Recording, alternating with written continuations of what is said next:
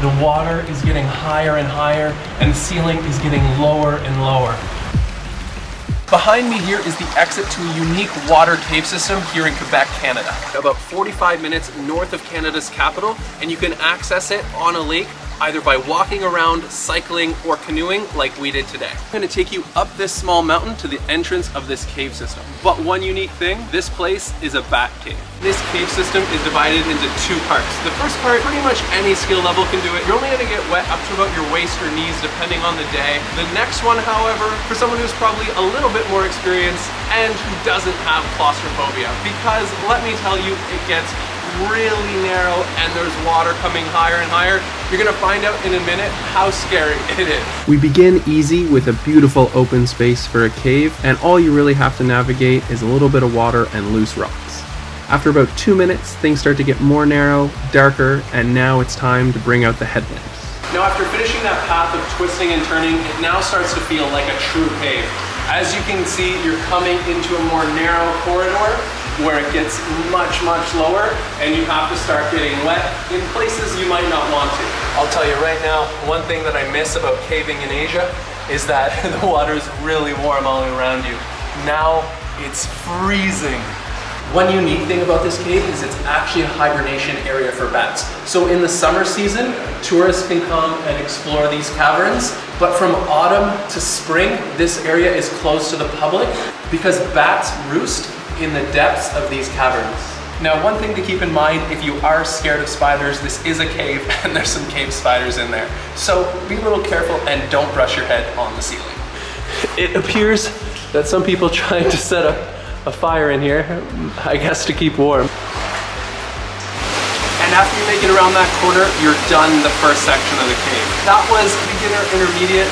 Now though, we have to go down a waterfall and into an area where you can barely fit. Things start getting a lot more fun now because you have to traverse this waterfall in complete darkness, and you have the added fun of needing to rock climb across or you'll fall in a big deep hole of water. From now on, we're in the depths of the cave, and if we turn the headlamp off, you can't see anything. Everything goes pitch black. It is so eerie. Now behind me here is the scariest part. As I'm walking deeper and deeper into this cave, the water is getting higher and higher, and the ceiling is getting lower and lower. Now I have to force myself through a tiny crack to get to the other side.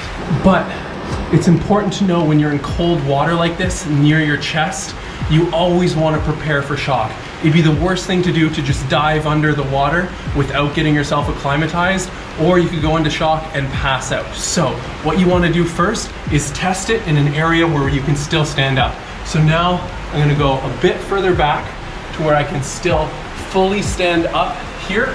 And now I'm going to go drop to my shoulders and breathe.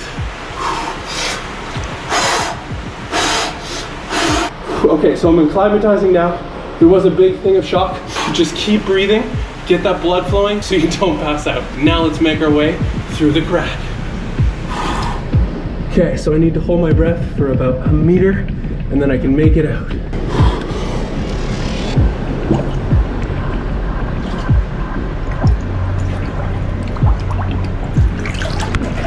That is cold, but made to manage to make it out. I was a bit lucky.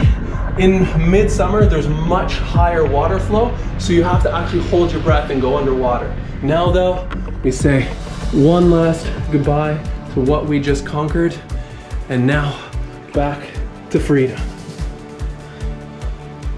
Well, we're all out of the cave now and it feels so good to be dry, but that was such a fun experience. I encourage you, find a local cave in your area or just being outside, it always makes you feel better. This was kind of a different style video for my channel, so if you liked it, please let me know. But like always, you watch Michael Makes Films and you can follow along on Instagram for the daily journey. Coming up later this week will be a few more adventure videos as well as getting into some winter adventures.